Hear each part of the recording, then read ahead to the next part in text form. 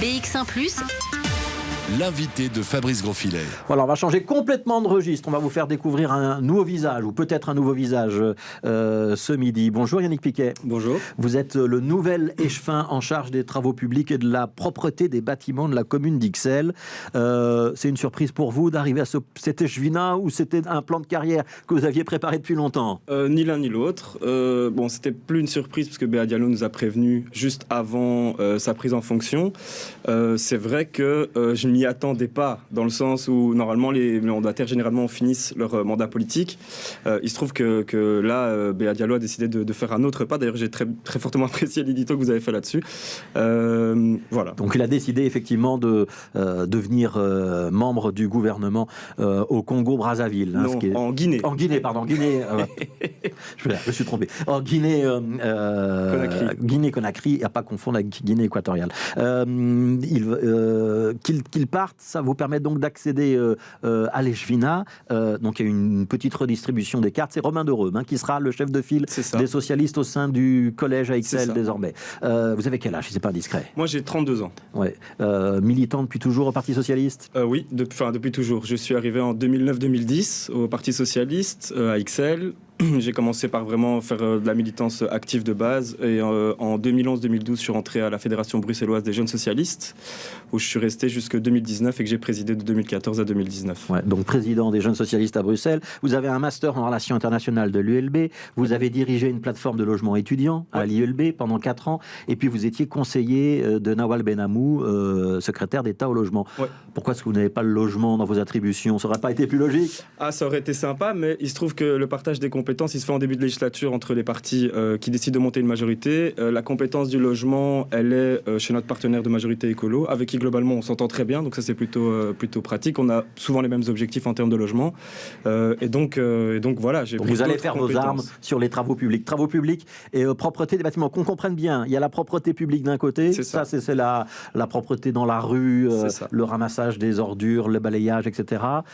Et la propreté des bâtiments, c'est quoi? C'est les bâtiments communaux, c'est ça? Donc la propreté des bâtiments, c'est tous les agents d'entretien et tout l'entretien des bâtiments communaux. Alors, principalement. On va s'intéresser aux travaux, si vous voulez bien. Il y a 2 gros chantiers qui sont attendus à Ixelles dans les prochaines années. D'abord, la rue du Viaduc, ça c'est celui qui est sans doute le plus proche de nous. Et le plus abouti. On va retirer des places de stationnement pour mettre des arbres, c'est ça l'idée? Entre autres, mais pas que. On va améliorer le sens de circulation. On va permettre une circulation beaucoup plus fluide dans cette rue. Effectivement, on va verduriser. Il y a d'autres chantiers aussi, de grande ampleur, parce que là, vous avez vu, vous avez souligné les chantiers qui vont avoir un impact sur l'espace public. Mais dans les travaux publics, il y a toute une grosse partie qui est en fait les travaux communaux, les travaux dans les bâtiments communaux. Et en fait, dans les années qui vont venir, c'est là qu'il va y avoir le plus de chantiers. Donc il y a la rénovation de la maison communale qui est en phase 3.2. Il y a plusieurs phases, mais qui va terminer une phase et en entamer une nouvelle prochainement. Ça, c'est un très très gros chantier. Il y a la rénovation de la piscine d'Ixelles, qui est un chantier financé par Belliris, qui a été fermé pendant plusieurs années parce que la piscine est classée. Il y avait tout un tas de prescriptions urbanistiques et de prescriptions des monuments et sites et ainsi de suite qu'il fallait préserver. Il y a ce chantier-là qui avance beaucoup. Il y a le chantier du musée d'Ixelles, musée très, très célèbre chez les amateurs, deuxième grande collection de Bruxelles. Une grande collection d'affiches, une grande collection d'art nouveau aussi. Notamment beaucoup de peintures du 19e et 20e. Oui, c'est ça. Et ce musée aussi est en phase de rénovation. Il va rouvrir quand ce musée? On peut déjà le dire? En 2024 normalement. Ouais. Et la piscine? Même chose, un peu avant. Un peu plus tôt. Ouais. Donc ça, ce sont toute une série de chantiers sur lesquels vous allez donc devoir avoir un œil jusqu'à la fin de la législature, même si Romain Dereume avait un petit peu balisé le terrain. C'est lui qui avait les travaux publics jusqu'à présent. C'est ça, et j'ai la chance de passer après lui, parce que c'est quelqu'un qui était très organisé, très carré, qui a permis au chantier d'avancer vraiment beaucoup. Par contre, il y a d'autres nouveaux projets sur lesquels on va aussi pouvoir travailler. Il y a d'autres choses, notamment la chute de Bundal qu'on aimerait bien réaménager. Il y a d'autres problèmes. Alors évidemment, les finances communales, la situation Covid fait que ça ne sera peut-être pas aussi simple, mais en tout cas, on va faire le maximum. Il y a un gros dossier qui va intéresser beaucoup de monde, c'est la place du Châtelain. Elle va devenir piétonne? Pas tout à fait. En tout cas, il y aura un grand espace verdurisé. Ça, c'est sûr. Il y aura beaucoup moins de passages de voitures. Mais c'est encore en phase d'étude. Donc, il y a une enquête publique qui a permis à 1500 personnes de faire part de leurs recommandations. On a eu beaucoup de demandes, notamment en termes de mobilité douce pour les personnes handicapées. Ça, c'est vraiment personnes à mobilité réduite. Mais là-dessus, on va travailler beaucoup. Mais c'est un chantier qui doit encore être défini. En fait, la place du Châtelain, certains sont un peu déçus qu'on doive l'ouvrir, supprimer des places de stationnement et ainsi de suite.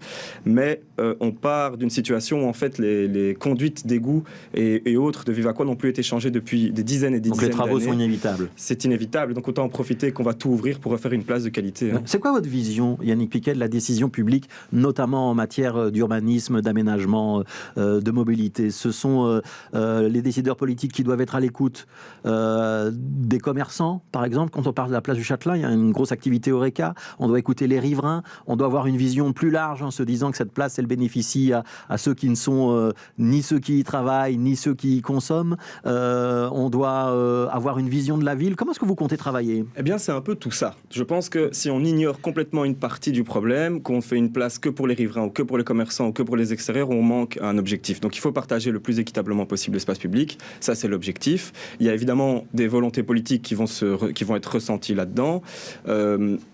Évidemment, l'objectif, c'est toujours de satisfaire le plus possible tout le monde. C'est pas toujours possible, mais la participation citoyenne qui est mise en place sur des grands projets permet quand même de faire ça. Alors, votre vision de la ville demain, Bruxelles demain, c'est moins de voitures, c'est plus de mobilité douce, on doit garder une place pour les automobiles? Il faut garder une place pour les automobiles parce que c'est nécessaire pour tout un tas de publics, pour aller mener ses enfants à l'école ou pour d'autres raisons. Je pense cependant qu'il y a moyen de faire coexister plusieurs modes de transport. Je crois qu'il faut laisser une vraie place au vélo parce que globalement ils ont été très très longtemps complètement oubliés à Bruxelles et que maintenant ils reprennent un petit peu d'existence. Je crois que c'est important et le principal quand même, il faut que les transports en commun soient efficaces. En fait, il y a quand même une majorité de Bruxellois qui n'ont pas de voiture, il ne faut pas l'oublier non plus. Ça, un ménage sur deux, oui, en moyenne, sur l'ensemble de la région bruxelloise. Ouais. Quand on attribue un subside, on doit s'assurer qu'il est efficace? Oui. Ouais. Je fais une référence à quelque chose qui a été débattu ces dernières semaines à XL. C'est l'attribution d'un petit subside à un influenceur pour lutter contre la drogue notamment. Il s'avère que cet influenceur n'est pas si influent que ça. C'est une erreur du collège? Je pense pas. Alors, je crois que d'abord, il y a le projet qui est intéressant. Cette personne s'engage, parce que j'ai finalement regardé un petit peu ça de près, et il s'engage à différentes choses. D'abord, de faire des vidéos à des dates précises, prévues avec des interviews, et ensuite à faire une conférence. Aussi à une date précise et prévue quand même depuis 2 mois et demi maintenant. Et donc, mais quand l'opposition pointe le fait qu'il n'a que 200 abonnés sur sa chaîne YouTube, c'est peu. C'est très peu sur une chaîne YouTube, mais en fait l'opposition n'a pas regardé l'ensemble des endroits où cette personne intervient. Il intervient aussi sur d'autres pages Facebook qui ne sont pas des pages personnelles, qui sont des pages un petit peu de Web TV et ainsi de suite, qui elles montent jusque 25-30 000 abonnés. Donc pas de regret. Pas de regret. Et de toute façon, en fait, c'est difficile de regretter avant que l'action ait eu lieu. Là, pour moi, ce qui est très important, c'est les thèmes que cette personne veut mettre en avant, notamment la lutte contre les victimes de violences conjugales et la situation des usagers de drogue dans le quartier Matongué. Je crois que c'est important, donc on va le soutenir. Ouais. On ne peut pas le juger avant. Vous avez le cuir épais, Yannick Piquet? Le cuir épais. Le cuir épais. Est-ce que vous êtes sensible aux critiques, aux attaques, ou est-ce que ça glisse? Ça dépend qui attaque. C'est quoi la baffe du crapaud glisse sur la blanche colombe? Je vous pose cette question parce qu'on a le sentiment que la vie politique est devenue de plus en plus dure. Est-ce que vous faites partie de cette jeune génération d'élus qui est prêt à donner des coups et en prendre, qui considère que la politique c'est un combat, ou est-ce qu'au contraire vous souhaiteriez qu'on soit un peu plus apaisé quand on discute de la chose publique? Mais je trouve que la politique ça reste quand même un combat, c'est une lutte d'intérêt. Vouloir une politique purement apaisée, c'est se voiler la face. Il n'empêche que ça doit être cordial et respectueux. Il y a des positions politiques très cordiales et très difficiles à assumer, notamment qu'on a assumé quand on était aux Jeunes Socialistes. Je pense à toute la lutte sur le décumul sur lequel on a plaidé longtemps depuis 2017. C'est des combats difficiles, mais on les mène.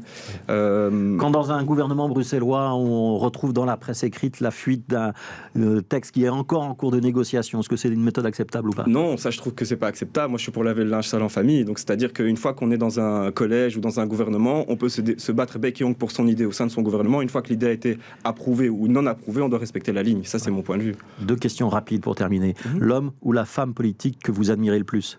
Ah, bonne question. Dans les vieux, j'aime bien Jaurès. Dans les récents, j'aime bien Alexandra Ocasio-Cortez. Voilà, donc en France et aux États-Unis. Toute dernière question, vous serez évidemment candidat pour rester échevin, si c'est possible, pendant la législature suivante? Je serai candidat aux élections communales, probablement, si mon parti le souhaite, évidemment, et je ferai le maximum pour apporter le maximum de voix. Mais la décision sur les postes d'échevin, c'est une décision en 2e ou en 3e temps. Si le PS reste dans la majorité. Notamment. Et ça, on ne sait pas le dire à l'avance. Notamment. Merci beaucoup, Yannick Piquet. Merci Première interview à BX1. Yannick Piquet, tout nouvelle, donc échevin, en charge des travaux publics à XL.